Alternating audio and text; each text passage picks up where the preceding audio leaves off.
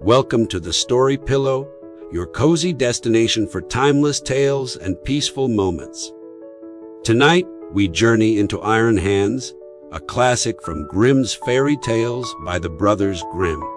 This captivating story follows the adventures of a young prince and a mysterious wild man who changes his life forever. A tale of courage, growth, and transformation. It's a timeless reminder of the value of trust and perseverance. Settle in as we dive into this enchanting story, filled with twists, challenges, and life lessons. Let's explore Iron Hands from Grimm's fairy tales by the brothers Grimm. There was once upon a time a king who had a great forest near his palace, full of all kinds of wild animals. One day he sent out a huntsman to shoot him a roe, but he did not come back. "Perhaps some accident has befallen him," said the king, and the next day he sent out 2 more huntsmen who were to search for him, but they too stayed away. Then on the 3rd day he sent for all his huntsmen and said, "Score the whole forest through, and do not give up until you have found all 3. But of these also, none came home again, none were seen again. From that time forth, no one would any longer venture into the forest, and it lay there in deep stillness and solitude, and nothing was seen of it, but sometimes an eagle or a hawk flying over it. This lasted for many years, when an unknown huntsman announced himself to the king as seeking a situation and offered to go into the dangerous forest. The king, however, would not give his consent and said, "It is not safe in there. I fear it would fare with you no better than with the others, and you would never come out again." The huntsman replied, "Lord, I will venture it at my own risk. Of fear I know nothing." The huntsman therefore betook himself with his dog to the forest. It was not long before the dog fell in with some game on the way and wanted to pursue it, but hardly had the dog run 2 steps when it stood before a deep pool, could go no farther, and a naked arm stretched itself out of the water, seized it, and drew it under. When the huntsman saw that, he went back and fetched 3 men to come with buckets and bail out the water. When they could see to the bottom, there lay a wild man whose body was brown like rusty iron, and whose hair hung over his face down to his knees. They bound him with cords and led him away to the castle. There was great astonishment over the wild man. The king, however, had him put in an iron cage in his courtyard, and forbade the door to be opened on pain of death, and the queen herself was to take the key into her keeping. And from this time forth everyone could again go into the forest with safety. The king had a son of 8 years, who was once playing in the courtyard, and while he was playing, his golden ball fell into the cage. The boy ran thither and said, "Give me my ball out." "Not till you have opened the door for me," answered the man. "No," said the boy, "I will not do that. The king has forbidden it," and ran away. The next day he again went and asked for his ball. The wild man said, "Open my door," but the boy would not. On the 3rd day the king had ridden out hunting, and the boy went once more and said, "I cannot open the door even if I wished, for I have not the key." Then the wild man said, "It lies under your mother's pillow. You can get it there." The boy, who wanted to have his ball back, cast all thought to the winds and brought the key. The door opened with difficulty, and the boy pinched his fingers. When it was open, the wild man stepped out, gave him the golden ball, and hurried away. The boy had become afraid. He called and cried after him, "O wild man, do not go away, or I shall be beaten." The wild man turned back, took him up, set him on his shoulder, and went with hasty steps into the forest. When the king came home, he observed the empty cage and asked the queen how that had happened. She knew nothing about it and sought the key, but it was gone. She called the boy, but no one answered. The king sent out people to seek for him in the fields, but they did not find him. Then he could easily guess what had happened, and much grief reigned in the royal court. When the wild man had once more reached the dark forest, he took the boy down from his shoulder and said to him, "You will never see your father and mother again, but I will keep you with me, for you have set me free, and I have compassion on you. If you do all I bid you, you shall fare well. Of treasure and gold have I enough, and more than anyone in the world." He made a bed of moss for the boy on which he slept, and the next morning the man took him to a well and said, "Behold, the gold well is as bright and clear as crystal. You shall sit beside it and take care that nothing falls into it, or it will be polluted. I will come every evening to see if you have obeyed my order." The boy placed himself by the brink of the well and often saw a golden fish or a golden snake show itself therein, and took care that nothing fell in. As he was thus sitting, his finger hurt him so violently that he involuntarily put it in the water. He drew it quickly out again, but saw that it was quite gilded, and whatsoever pains he took to wash the gold off again, all was to no purpose. In the evening Iron Hands came back, looked at the boy and said, "What has happened to the well?" "Nothing, nothing," he answered, and held his finger behind his back, that the man might not see it. But he said, "You have dipped your finger into the water. This time it may pass, but take care you do not again let anything go in." By daybreak the boy was already sitting by the well and watching it. His finger hurt him again, and he passed it over his head, and then unhappily a hair fell down into the well. He took it quickly out, but it was already quite gilded. Iron Hands came and already knew what had happened. "You have let a hair fall into the well," said he. "I will allow you to watch by it once more. But if this happens for the third time, then the well is polluted, and you can no longer remain with me." On the third day, the boy sat by the well, and did not stir his finger, however much it hurt him. But the time was long to him, and he looked at the reflection of his face on the surface of the water. And as he still bent down more and more while he was doing so, and trying to look straight into the eyes, his long hair fell down from his shoulders into the water. He raised himself up quickly, but the whole of the hair of his head was already golden and shone like the sun. You can imagine how terrified the poor boy was. He took his pocket handkerchief and tied it round his head in order that the man might not see it. When he came, he already knew everything and said, "Take the handkerchief off." Then the golden hair streamed forth, and let the boy excuse himself as he might, it was of no use. "You have not stood the trial and can stay here no longer. Go forth into the world. There you will learn what poverty is.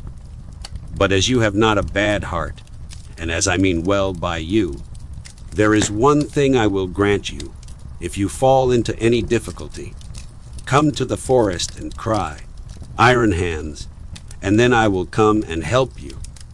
My power is great, greater than you think, and I have gold and silver in abundance." Then the king's son left the forest and walked by beaten and unbeaten paths ever onwards until at length he reached a great city. There he looked for work, but could find none, and he learnt nothing by which he could help himself. At length he went to the palace, and asked if they would take him in.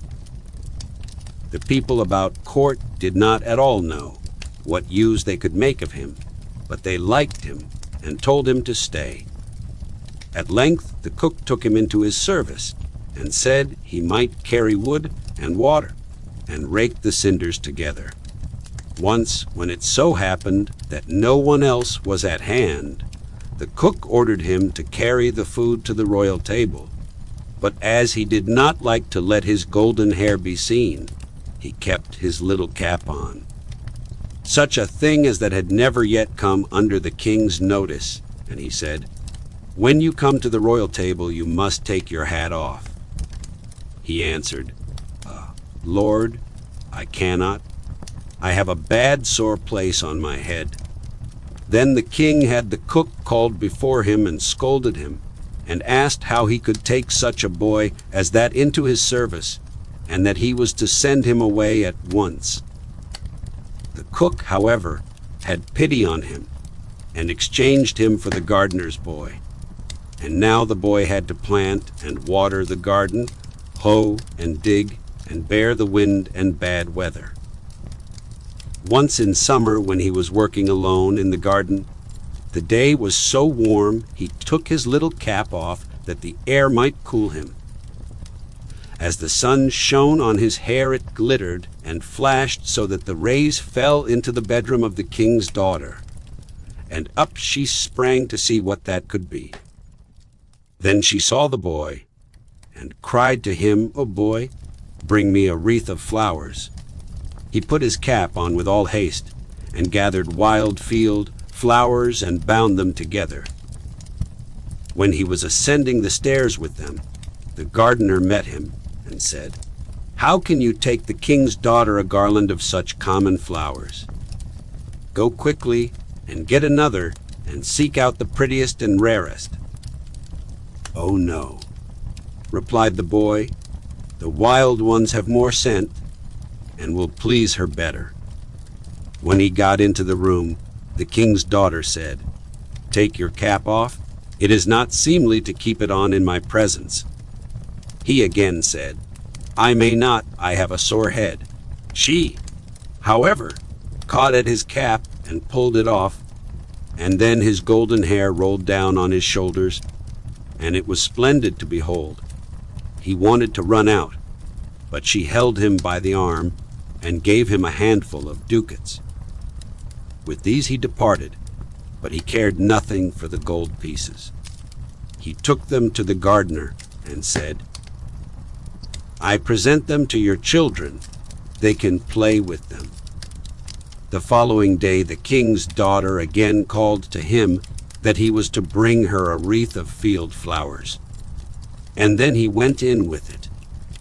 She instantly snatched at his cap and wanted to take it away from him, but he held it fast with both hands.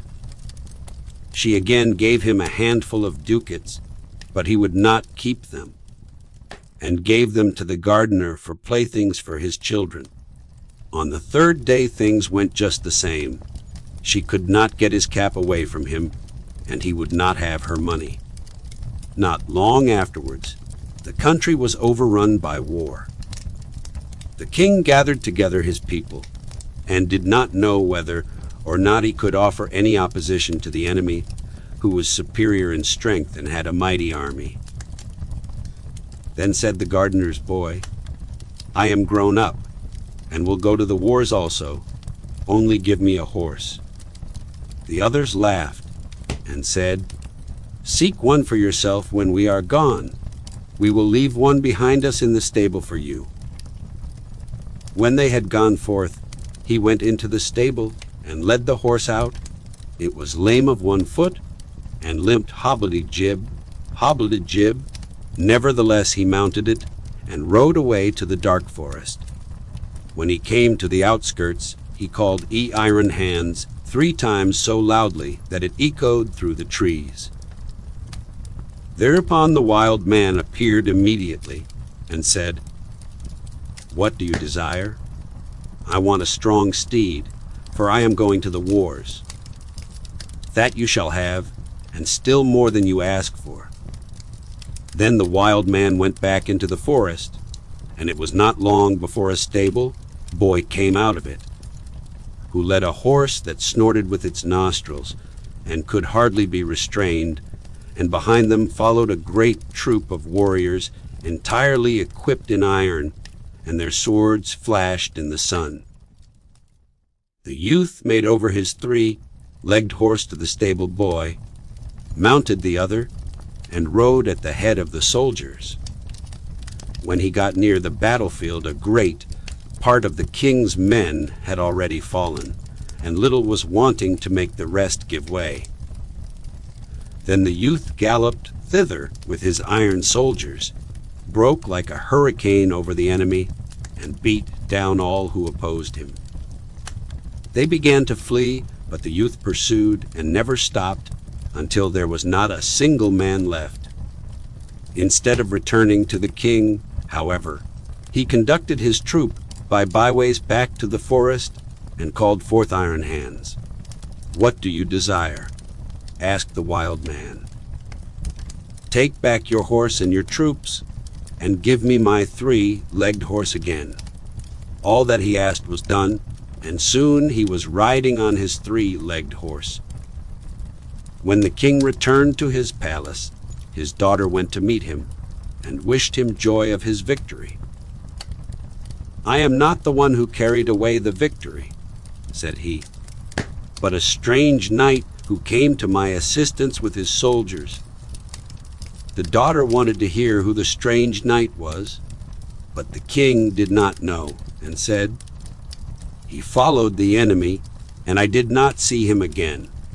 She inquired of the gardener where his boy was, but he smiled and said, "He has just come home on his three-legged horse, and the others have been mocking him and crying, 'Here comes our hobbledy-jib back again.'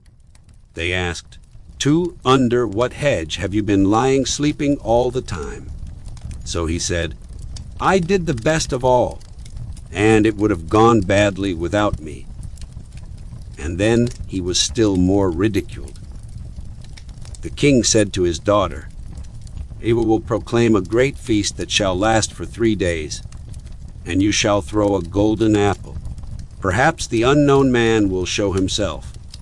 When the feast was announced, the youth went out to the forest and called Iron Hands. 'What do you desire?' asked he. 'That I may catch the king's daughter's golden apple.' 'Eat is as safe as if you had it already,' said Iron Hands. 'You shall likewise have a suit of red armor for the occasion, and ride on a spirited chestnut horse.' When the day came, the youth galloped to the spot, took his place amongst the knights, and was recognized by no one. The king's daughter came forward and threw a golden apple to the knights, but none of them caught it but he. Only as soon as he had it, he galloped away. On the second day, Iron Hands equipped him as a white knight and gave him a white horse. Again he was the only one who caught the apple, and he did not linger an instant, but galloped off with it. The king grew angry and said, "That is not allowed. He must appear before me and tell his name."